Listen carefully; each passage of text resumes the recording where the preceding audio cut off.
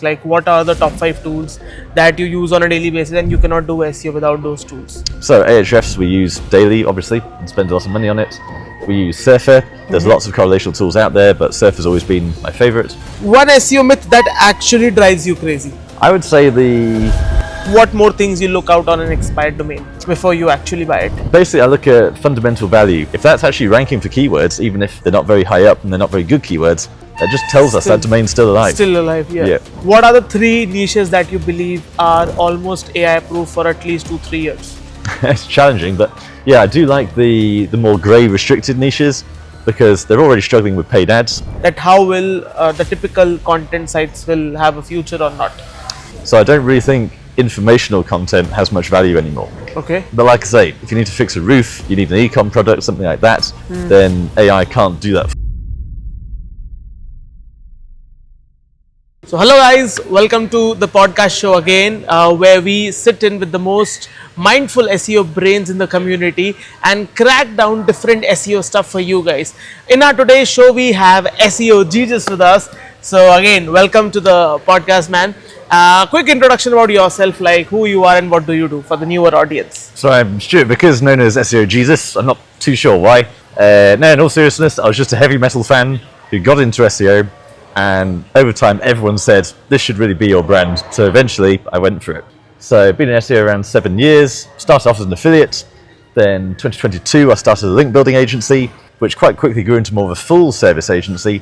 And then it was in 2023 that my YouTube channel really took off. Okay. So now I've become more of a personal brand as well. Okay, nice. I see. And if we talk about SEO in 2025 is quite buzzing around. Like people are saying it's dead, it does not work anymore. The organic search is going. Like, what are your thoughts on this? Like, how are you seeing this? So I'm not too worried on the whole, on the grounds that if your roof blows off in the storm, you still need an emergency roofer. Yeah. And you're probably going to Google it because ChatGPT is not going to give you a very good result for that. As long as that remains the case, I'm not too worried. It's a real shame that we've had helpful content update. There's this beautiful time when anyone could start a blog about what they were interested in and make decent money online. So it's a real shame that publishers don't really have much opportunity now. But in terms of services, e-com, SaaS, still lots of opportunity for actual product-based searches where you're just connecting up someone searching for a product with that product. Okay, I see. And when it comes to like building up a site or a brand, like what is most important when it comes to SEO? Is it content? Is it backlinks? Is it technical SEO? Like the beginner should focus on what the most? So, I mean, it's all. I think those 3 pillars are really crucial. You can't rank a site that doesn't have any content on it. And content's easy, so definitely do that. Use the correlational tools to make sure you're optimizing for the right thing. But yeah, links are still very important. Your content's going to sit on page 5 not being discovered by anyone.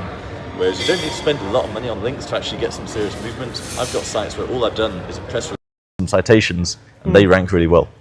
Okay, and if we talk about like most, as you mentioned, like press release and citations work really well for you.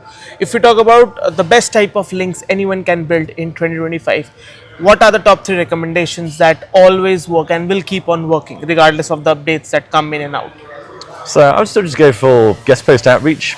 At the end of the day, you've got that contextual page that's optimized for your keyword, that's linking to your site, and that's always going to have value. Obviously, digital PR is fantastic, but it's difficult, it's expensive.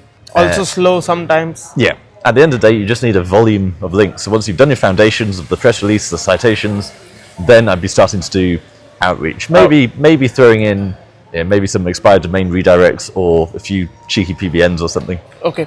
And again, as you mentioned, like cheaper PBNs, what are your thoughts on PBNs in 2025? Are they working better than ever? Because like we're in the conference and we were in right now, I guess you were also there in Charles Black Hat Day. A lot of people are saying that it's the best time to build PBN around. So what are your thoughts on this? Like, are PBNs working or not that good enough?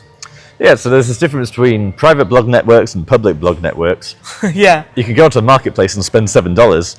You've got no idea where you're getting links from. So they've probably got some DR5 expired domain with no traffic that's linking out to 100 different websites. A lot of high IP, OBL. So yeah, ultimately you want to build your own PBNs. But the good news about that is it's now easier than ever thanks to the AI. So you can get an expired domain, throw up some content on there, and it's never been easier. So why wouldn't you do that? So at the end of the day, you can get a good domain for a couple of $100, and I think of it less of these massive spammy networks and more about just 5 to 10 solid satellite sites that are very relevant, very powerful, and you only need to manage 10 of them at once, something like that, rather than going out, constantly building these $20 domains at volume that don't actually have much power. Okay.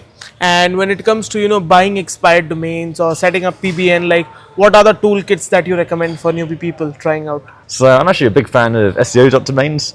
I've done trying to drop and catch my own domains and auctions, and I've always had loads of mistakes, whether it's trademarks or it's paying too much money for that domain.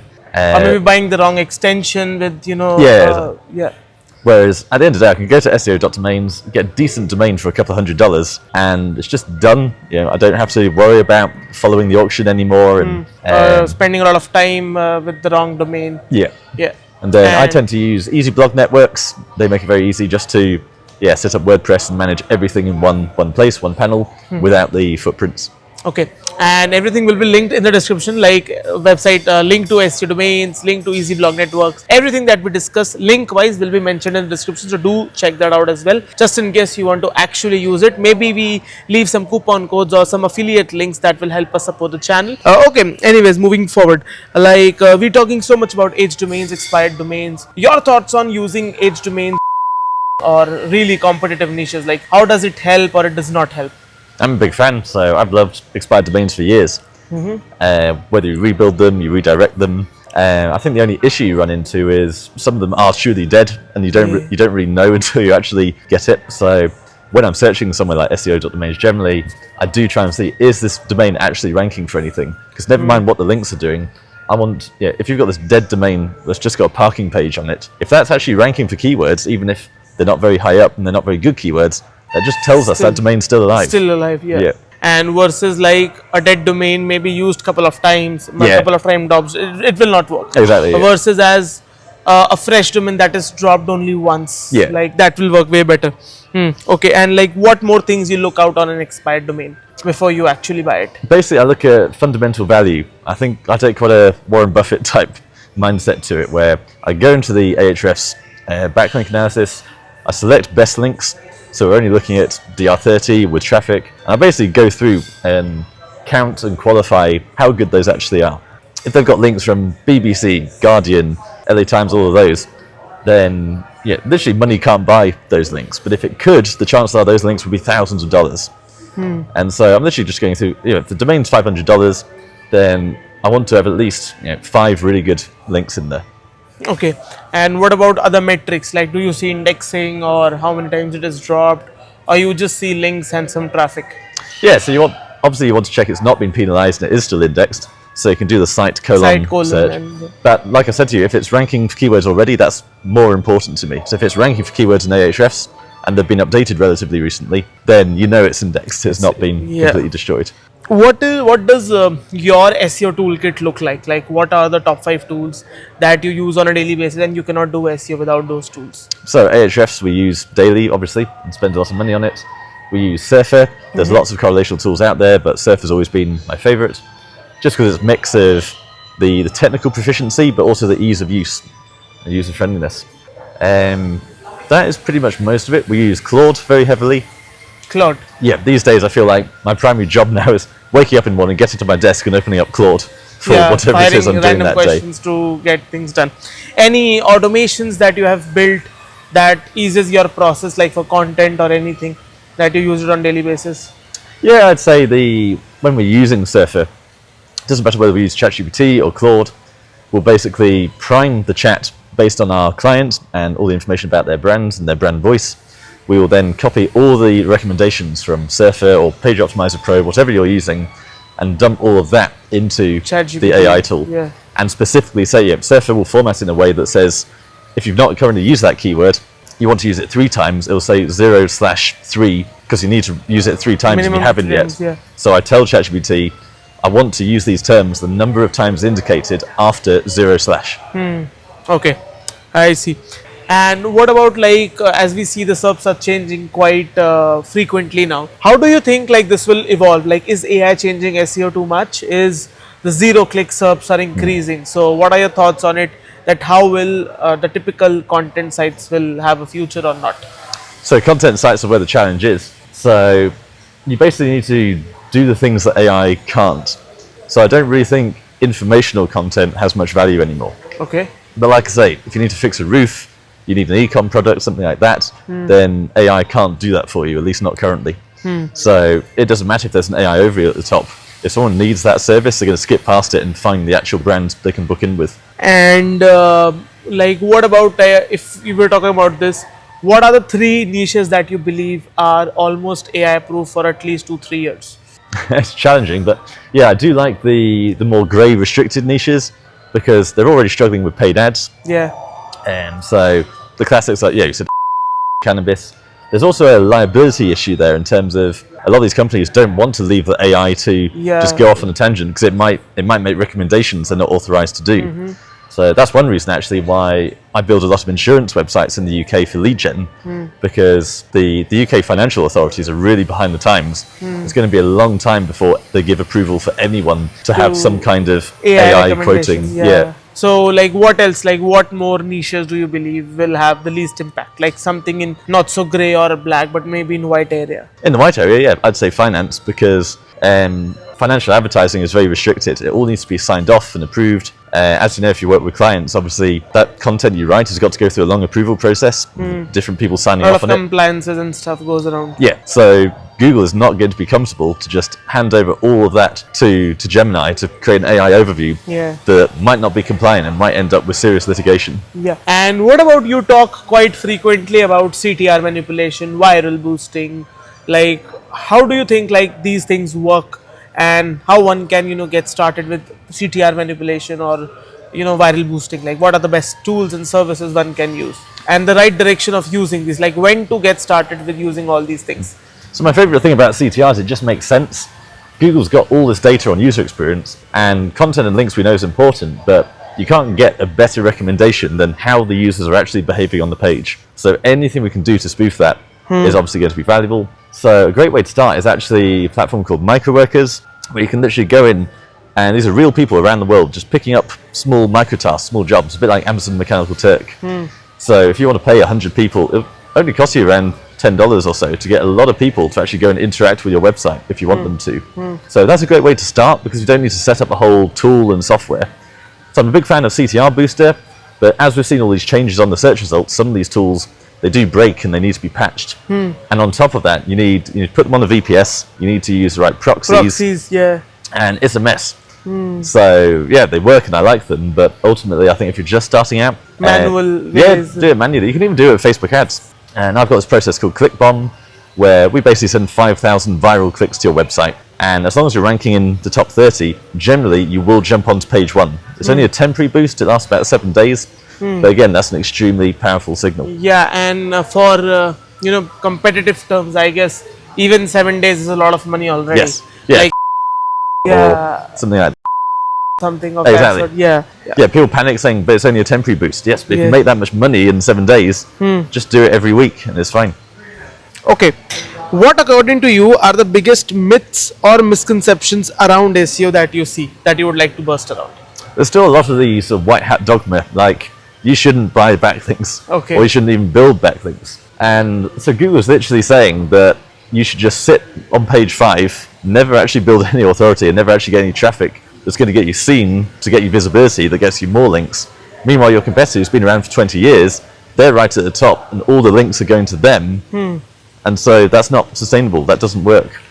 There's also this idea that people talk about the war between black hat and white hat, and it's a phony war. But someone pointed out to me very cleverly that SEO by its very nature is black hat, because you are intentionally trying to affect rankings. And that's by its very definition goes against the Google guidelines. Therefore, every SEO is a black hat. Arguably, there's no such thing as white hat. But yeah, in terms of myths, I would say this idea of, you just write great content and that's kind of it. And people don't even say, they don't specify beyond that what that actually means. We know Google is a vector database. It looks at the key terms that you use throughout your content, how many times they're used, and that all goes into the vector database. It's just a load of numbers. Google is an algorithm. It's a machine. Yeah. And you just have to give the machine what it wants. And there are a couple of leaks around Google documentation on how they rank and stuff. Yeah. So that makes it even more relevant to actually go and do. And if that doing calls you a black hat, then yeah, maybe you are a black hat SEO. Yeah. Yeah. Okay. Before we wrap up, some quick rapid fire. One SEO myth that actually drives you crazy. Like we discussed SEO myths, but one myth that is super crazy, like other than the one which you mentioned. I would say this is moral high ground of the white hat, black hat debate. At the end of the day, we're all in business. Yeah. Here, we're all just trying to make money. Now, I'm not going to hack anyone's site. I don't do anything that's going to affect people. But if it's just the algorithm and I find a loophole, of course you're going to go for that. And so, yeah, somehow I've ended up with quite a black hat reputation, but I'm just focusing on doing what works, and what I observe through testing is working. I think that's just being smart. I don't see how that makes me a bad person, as long as I'm not, messing with people's lives. Yeah. And if SEO was a person, how would you describe them? If SEO was a person, Yeah. I would say SEO is, I say it's just an algorithm, it's a machine. So SEO as a person would be quite direct, quite quiet, I suppose, very much yes, Also no. stupid. Sorry? Stupid sometimes. Yeah, I wasn't going to say stupid or simple, but Yeah. that's kind of where I'm getting at. It's everything is yes or no. Yeah. And like even though Google says brings in so many updates like site reputation and stuff, still these things are working like anything, like ever before. Like Parasite SEO is stronger than ever, right? But still Google is like, no, we are on site reputation and stuff. Yeah. Okay. And the most ridiculous client request that you have ever had? Most ridiculous client issues, was that? Yeah, client request. Most ridiculous client request that you ever had? Yeah, it's a good question. Certainly in the early days of my agency, we lost some clients who were expecting some kind of VIP red carpet rollout. And I'm said to you on the phone, we're just going to do the work and get you the rankings. And then within 3 days, they're saying, but I've not been Greeted well or treated well. Exactly. They're basically talking about the onboarding. Those things are important. I understand that now.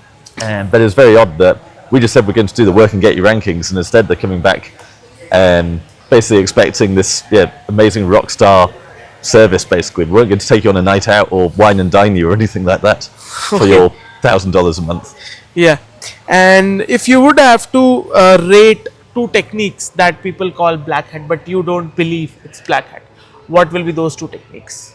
Techniques that people call black hat but are actually not black hat nowadays. Yeah, and buying back things, certainly. At the end of the day, if you're going to a webmaster and they want payment for their time to insert a link on their page, is that not fair? Yeah. Same thing with the black hat, white hat debate. Apparently, if you go to a big New York PR agency that's going to do some digital PR that naturally earns backlinks, that's apparently white hat, even though you're paying an agency, and that agency is probably paying a load of editors on the back end as well. So it's all just noise and speculation. And like, how do you see the SERP evolving? Like, do you think in the coming decade or like half a decade, the search will still remain? Affiliates like us and maybe you in some cases will still be relevant, or there will be just brands taking over the SERPs? That's a very good question. I think everything we've seen with recent Google updates has been more and more towards big household names and brands. Even the affiliate keywords, it tends to be, as you know, really big publications now, Men's Health and Forbes, etc., taking over. So that's a challenge. The question is, with all the AI stuff, with AI mode and so on, which so far is very easy to manipulate, is that going to remain? Are more people going to find these loopholes and therefore be able to join that market and SERP? So potentially there's a lot of openings coming up. So again, guys, that's it. Anything you want to add up, like any closing note or anything that you think we could have covered? No, I think you've had some very good questions. I think I'll just hammer it home, like we said, that if you're worried about the future of SEO, really focus on product. So that's why I'm doing more of these insurance websites, and I'm no longer just being an affiliate. I'm not just sending the click out to someone else. I'm partnering up with actual insurance companies, with brokers, so that potentially in 5 years' time, if there is the option to build some sort of AI quote engine for insurance, we could be the people who are doing it. We're no longer dependent on SEO. It's about being a brand. It's about being the actual business owner with products. You don't just want to be the publisher and the go-between trying to take clicks from Google and send them somewhere else. Not the mediator, but actually the owner. Yeah. Okay, guys, that's it for the podcast. Hope you enjoyed this one. If you haven't checked out SEO Jesus, links in the description to his social handles. And until then, thank you for watching the podcast. See you guys in the next one. Take care. Bye bye. And thank you. Thank you very much.